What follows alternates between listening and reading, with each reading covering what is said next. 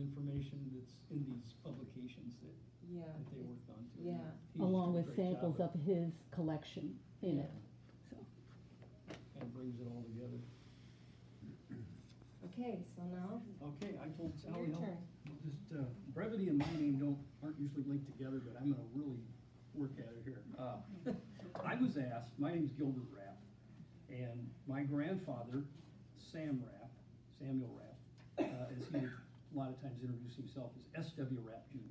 That was my grandpa, and he was the secretary treasurer and marketing guy for the Morton Pottery that was started in the early 20s. My father, Russell, all through my growing up, he worked at the pottery. He was there until they sold it in the late 60s, and I think he stayed on even with the next outfit for a few years. But I was asked to shed some light on two particular products.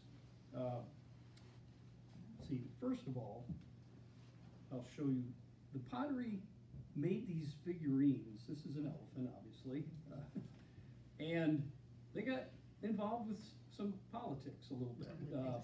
So, as you all know, this is a strong Republican area in Illinois, and the Rapps were staunch GOP supporters. So they would make these little figurines, and it would have the politician's name on it. This one happens to be Everett Dirksen. So it's got Dirksen on here, and then it says GOP, and typically it would be the election, his campaign committee, would contact the pottery and say, hey, could you make a bunch of these?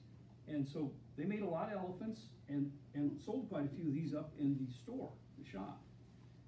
So nobody thought much of it, Again, Republican area, they were Republicans, and so anyway, Sally was nice enough to, I don't have one of these, but she brought this in for me.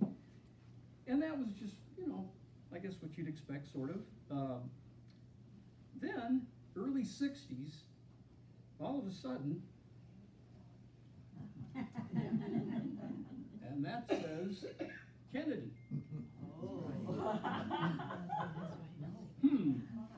So I'm going to hopefully shed a little light on, it begs the question, kind of how and why.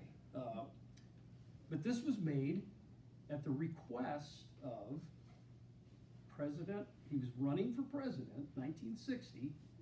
His election campaign committee got a hold of the Morton Pottery and requested that they make these. So again, what's going on here? Kennedy family, Morton Pottery, Rapp family, who knows? So the thing that's a little, interesting about this is they had never made anything really linked to the Democrats. It just didn't happen. So that was, but it happened.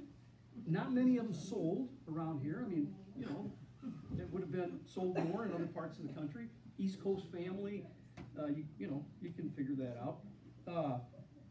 But that's one. This product here, kind of like, okay, what's there's got to be more to the story. And then the second product, a few years later, showed up. Oh, John. President Kennedy, Oh, yes.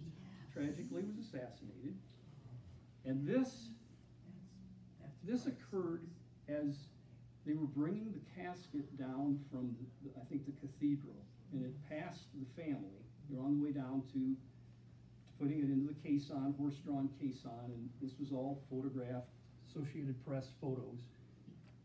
And this, a lot of you might kind of remember the famous little John picture here of him saluting his father's casket as he had seen many salute his father. So very touching.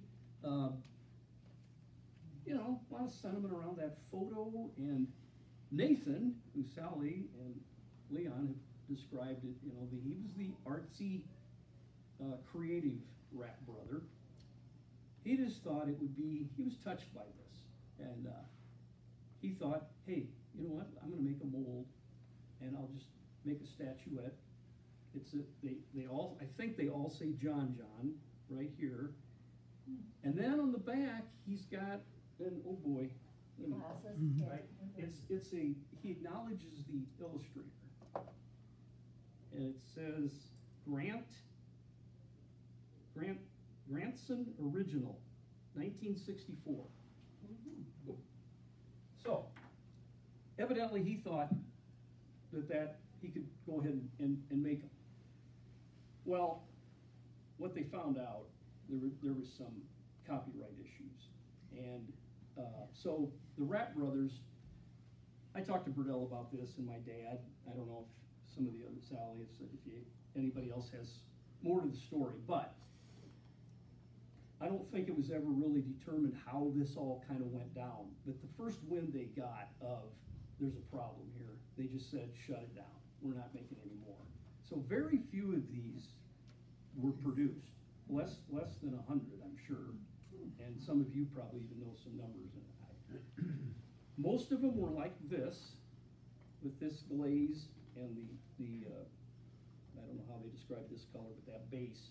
Then there's a few that have the flesh tones and more detail, and then there's some that aren't glazed at all, right? They're just, is that how you would describe it? They're white. They are glazed. Oh, they are glazed, White okay. glaze, yeah. Then, according to Burdell, there was some that hadn't gone through the process yet, and employees probably took them, once they shut it down, that was it. But, so again, linked to Kennedy's, maybe kind of sort of here,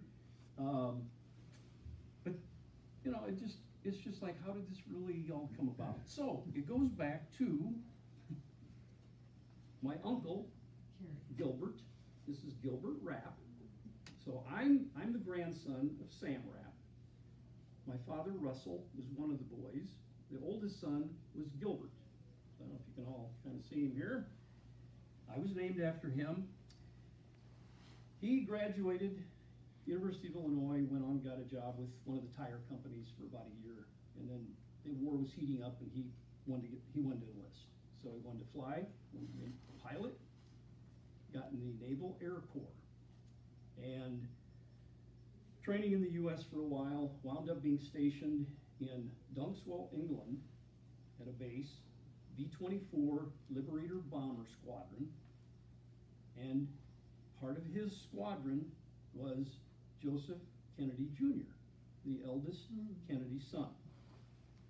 Well, these guys trained together. Kennedy was a little ahead of him, so he actually kind of worked with my uncle, Gilbert, who went by Gib around here, but everybody outside of this area called him Gil, so it's kind of hard to keep it all straight as he might tell the story.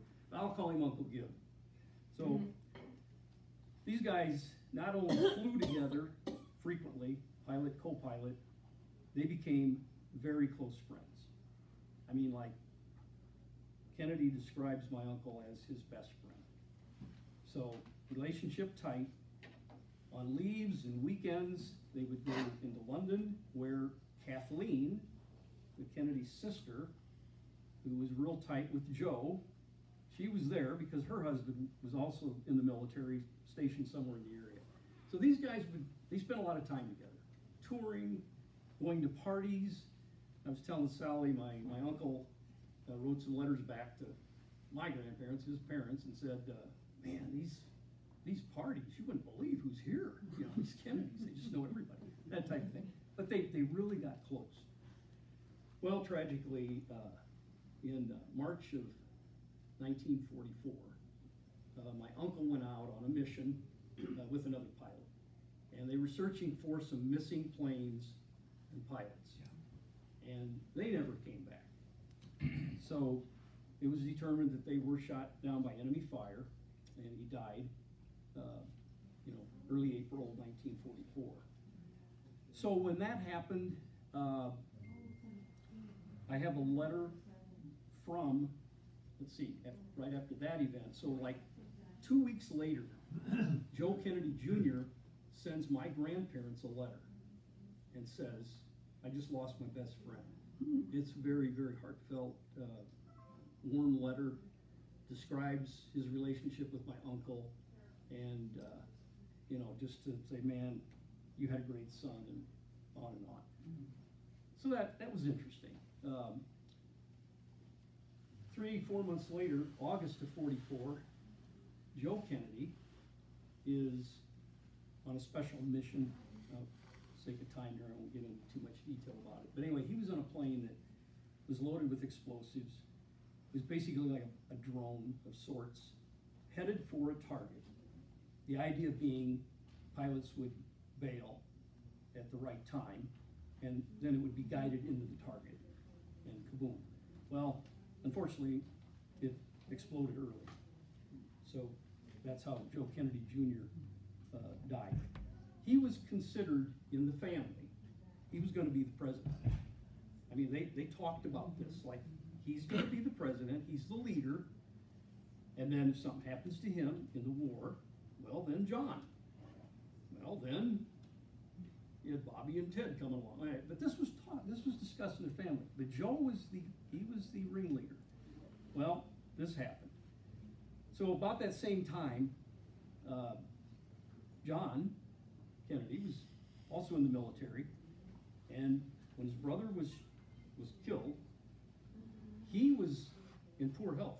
He had malaria, down to like 125 pounds, had some injuries, so they had him in a hospital in Massachusetts. He had a lot of time on his hands, and he put together a lot of thoughts about his brother, who he really looked up to. They were pretty close. And it led to him, he kind of, like he said, I'm going to get 20 people that know my brother in just a variety of ways. And I'm going to get their thoughts on how they knew him, what he was all about.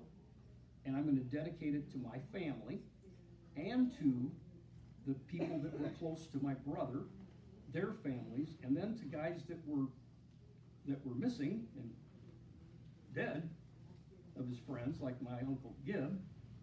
I'm going to give it to his parents. So my grandma and grandpa received this book just about a year after my uncle and Joe were killed, died. And so there's only like 40 of these published. And it is a really, really some interesting thoughts from John Kennedy about his brother. And then these other people giving input. So in the back of this book, then he mentions like 5 other pilots that would have contributed to this book if they were alive. Well, my Uncle Gib was one of them. So have some interesting little things here that you're welcome to come up and examine. Here's Kennedy and my uncle. This is there in front of a plane that they flew to get. This is the B-24 bomber. So have the letters. If any of you want to take a closer look at some of this stuff or talk about it a little bit, just feel free to come up here. This is an interesting publication that kind of gets into the details of the squadron, what happened to the guys. There's a picture again of Kennedy and my uncle together. But so anyway, that's a little bit of how this came about. What happened then? In fast forward 15 years, 1960, Kennedy contacts the Morton Pottery. There you go. Comes full circle. And Wow. we have these products here. So I learned a lot at these things, and just looking into this, I had a box full of things about my uncle that I really hadn't looked at very closely. So there you go.